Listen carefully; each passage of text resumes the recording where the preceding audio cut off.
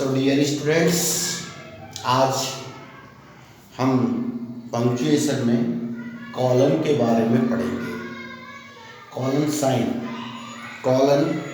Sign जो पिछली बार हमने पढ़ा था, डिफरेंट टाइप के साइंस के बारे में हमने पिछले वीडियो में आपको बताया था। और ये जो दो डॉट लग के ये साइन कहलाता है कॉलन, जो हमने पिछले वीडियो में भी आपको तमाम तरह के कॉलम्स जो पंक्चुएशन मार्क्स हैं उनके बारे में आपसे चर्चा की थी। आज हम डिस्कस करेंगे अभी सिर्फ कॉलन के बारे में। कॉलन ये जो साइन है कब यूज़ किया जाता है और इसके लगने का मीनिंग क्या होता है ये हमें समझना है। Colon is used to show that something is following in connection with the matter we have already said, that is list of things or items, examples, quotation, etc. अगर हमने पहले सेंटेंस में चाहे वो इंडिपेंडेंट क्लॉज हो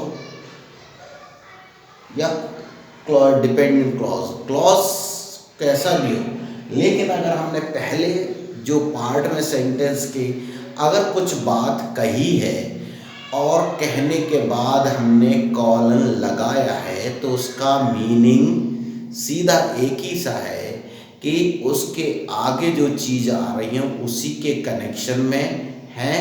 और वो चीज़ें क्या हो सकती हैं, ये लिस्ट ऑफ थिंग्स और आइटम्स हो सकते हैं। वो जो बात कही गई उनको गिनती कराई जा सकती है, उन कौन कौन सी चीज़ें हैं, लिस्ट ऑफ थिंग्स मतलब आइटम्स वगैरह उनकी। दूसरे क्या हो सकते हैं, अगर हमने कोई बात कही है उनसे रिलेटेड कुछ एग्जाम्पल्स आगे आ सकते हैं। और तीसरी बात कोटेशन भी हो सकता है। और कभी कभी क्या है, कुछ चीज़ें जो उसी से कनेक्टेड होती है गिनाई जाती हैं, वो नाउन या नाउन फ्रेजेस के रूप में, भले एक तरह से वो भी लिस्ट ऑफ थिंग्स ही होती हैं जो वो हम बतलाना चाहते हैं। यहाँ हम क्या है वो सारी चीज़ें, इन चारों चीज़ों को जरा हम इन एग्जाम्पल से समझेंगे। Today we have bought many things, ये तो बात हो गई कंप्लीट। लेकिन अगर यहाँ हमने कॉलन लगा दिया या तो सेंटेंस यहाँ कंप्लीट हो जाए, लेकिन हम ये बतला रहे हैं कि वो थिंग्स क्या थी, तो कॉलन लगाना होगा। हमें कॉलन लगाएंगे तो ये क्लियर हो जाएगा कि भाई आगे जो बात कही गई है उसको चीज़ फॉलो हो रही है। क्या फॉलो है, क्या चीज़ें खरीदी हैं, उसके ये एग्जाम्पल्स हमने ये कॉलन यहाँ पे देख रहे हैं। यहाँ पे ये दो कॉलन हमने ये डबल डॉट लगा दिया है। ये कॉलन जो है ये इसके बाद हमने कहा fruits, vegetables, crockery and clothes, ये लिस्ट ऑफ आइटम्स है, थिंग्स है जो हमने खरीदी। तो ये इस सेंटेंस को फॉलो कर रहा है। अब no positive voice construction can be free from be plus V3, that is past participle, और फिर कॉलन लग गया है। कोई भी पैसिव वॉइस की रचना B प्लस V3 यानी इज, एम, आर, वाज, वर, खैर ये ग्रामर की चीज़ें अभी आपको बताएंगे, मतलब वो passive voice construction B plus V3 से फ्री नहीं होता। और हमने फिर इसके बाद ब्रैकेट लगाया, ब्रैकेट का भी यूज़ किया जाता है। अगर मान लीजिए हमने ये V3 लिखा है, इसका मीनिंग समझाना है तो हम दैट इज भी करके और सीधे ब्रैकेट में भी हम ऐसे लिख देते हैं पास्ट पार्टिसिपल। यहाँ हमने कॉलन का यूज़ किया है। अब कॉलन का यूज़ क्यों किया है, क्योंकि हम उदाहरण से उसको समझाना चाह रहे हैं कि कैसे। जैसे हमने कहा he was honoured for this, was honoured be verb का फॉर्म वॉज है और ऑनर्ड V3 है।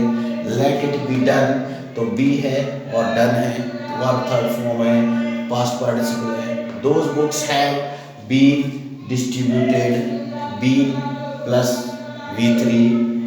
वेजिटेबल्स आर बीन कट, सब्जियां काटी जा रही हैं, ये आर और ये बीन प्लस कट ये सारी चीज़ें जो ये B+V3 है उसको कंफर्म करने के लिए एग्जाम्पल्स के तौर पर हैं, मतलब ये 2 डॉट लगे, इसके बाद ये जो चीज़ें आ रही हैं केवल एग्जाम्पल हैं। ऐसी कंडीशन में हम भी कॉलन का इस्तेमाल करते हैं। There was only inscription on the wall, वहाँ दीवार पर केवल एक ही लेख था, इंस्क्रिप्शन था। कॉलन लगाया, वो इंस्क्रिप्शन क्या था?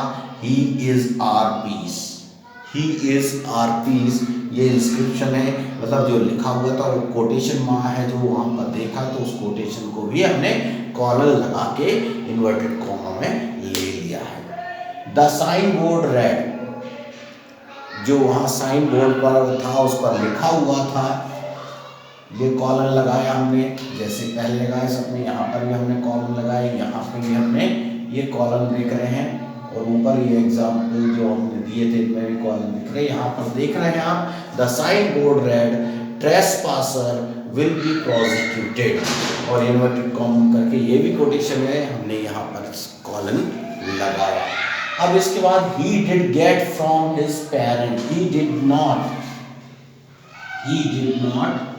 लिखना, सो नॉट यहाँ पे नहीं है, he did not get from his parents what a child needs most, उसे अपने पेरेंट्स से वो नहीं मिला जो एक बच्चे को चाहिए होता है, आवश्यकता होती है।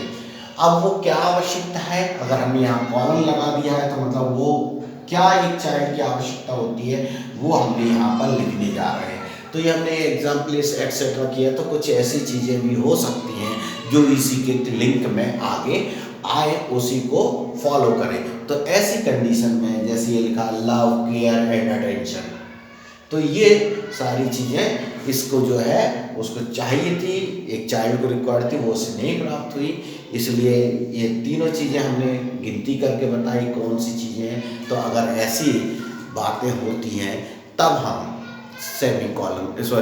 कॉलन का यूज़ करते हैं।